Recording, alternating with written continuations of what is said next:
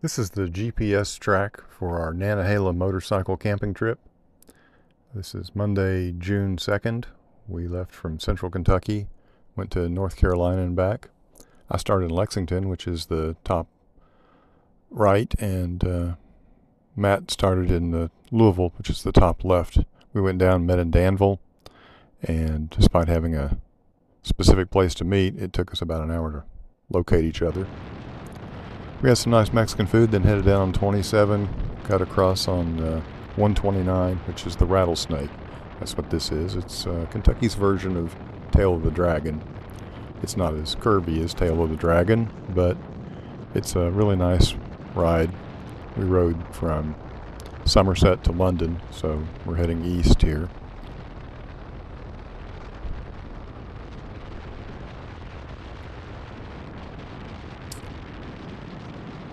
We were originally planning to camp in Danube National Forest, but then we overshot the Danube National Forest, got into Tennessee. The ride down from Jellicoe south on 25 West was really gorgeous. But then we needed to find some place to stay. There wasn't a lot between Danube National Forest and Nantahala, but we did manage to find a TVA, Tennessee Valley Authority campsite at the end of a long gravel road on a peninsula on Powell River, which is near Laurel Lake. That's what we're looking at here. This is me in my hammock looking out.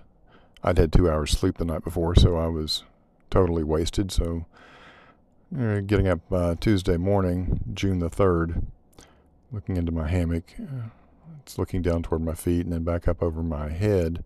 You can see that black thing hanging down there. That's where I store my pants all rolled up while I'm sleeping. Staying in a hammock, you don't want all that stuff sliding around underneath you. But I do enjoy hammock camping over getting in a tent. This is going back out again on the Tuesday morning. About 8 minutes across the peninsula. I'm showing it here at 10x speed because it'd be kind of laborious to show you the whole thing. I had bald 90% street tires, so it made this a little more sporty than it otherwise would have been. This is the kind of riding I had in mind when I bought an adventure bike, but then my buddy Matt bought a dual sport and keeps trying to take me up steep, rocky, rugged hills. Anyway, after this, we rode through Knoxville. I didn't take any video of that.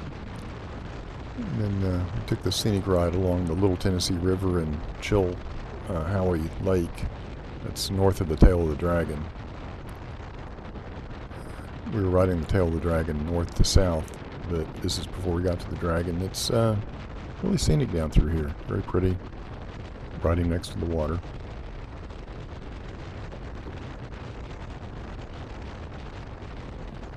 Beautiful day for a ride. Here we are on the Tail of the Dragon.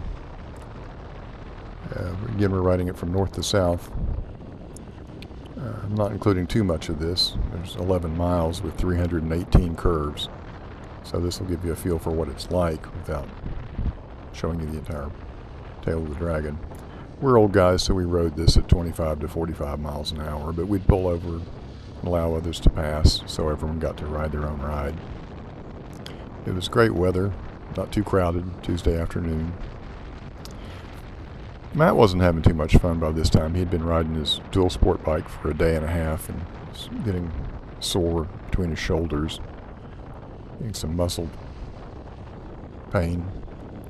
Fortunately, though, he got over it. The last couple of days he enjoyed riding, overall enjoyed the trip, but he was not a happy camper for Tail of the Dragon. Anyway, I guess I can cross Tail of the Dragon off my motorcycling to-do list, my bucket list.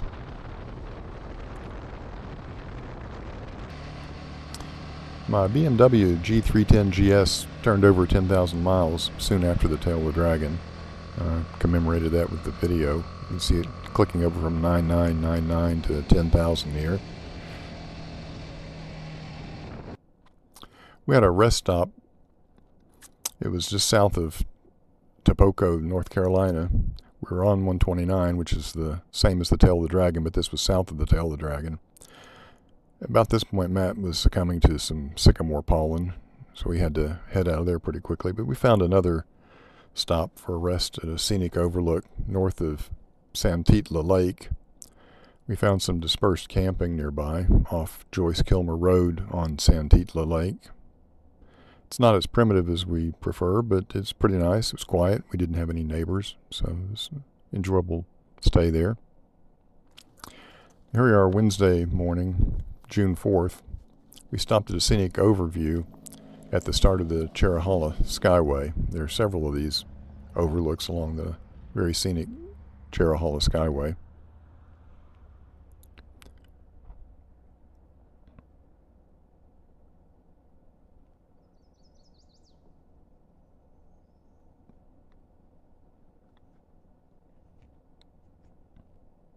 I did a time lapse of the Cherohala Skyway.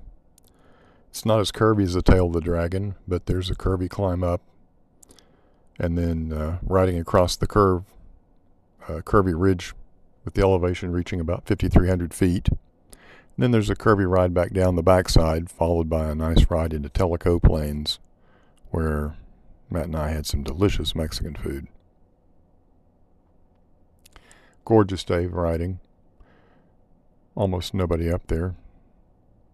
Kind of had the place mostly to ourselves.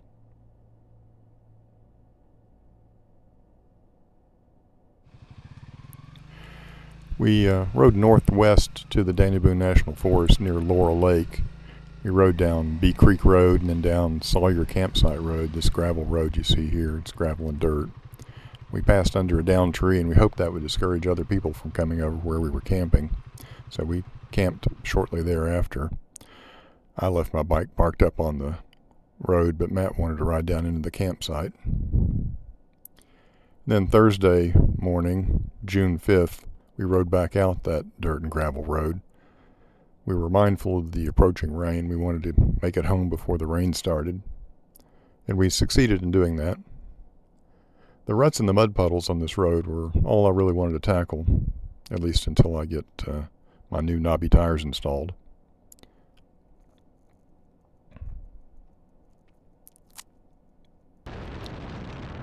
Returning on the Rattlesnake, that's 192 between London and Somerset, Kentucky, so we're now heading west. We stopped to survey some tornado damage. Late in the evening hours of May 16th, 2025, a deadly, very violent E4 tornado tore through London and Somerset. It spent 89 minutes on the ground, tracked for nearly 60 miles, and it killed 19 people. It was very bad.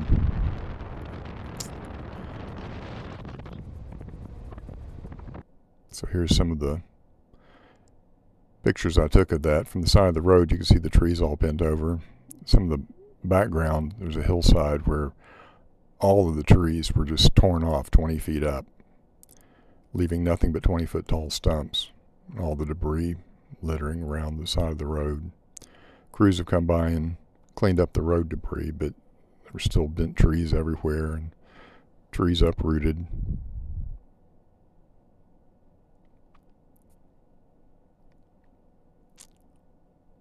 After that, we rode on home. Got home a little after noon on Thursday. 684 miles for me. It was probably more like 750 miles for Matt. We both had a really good time, and we're both looking forward to getting out and taking another trip.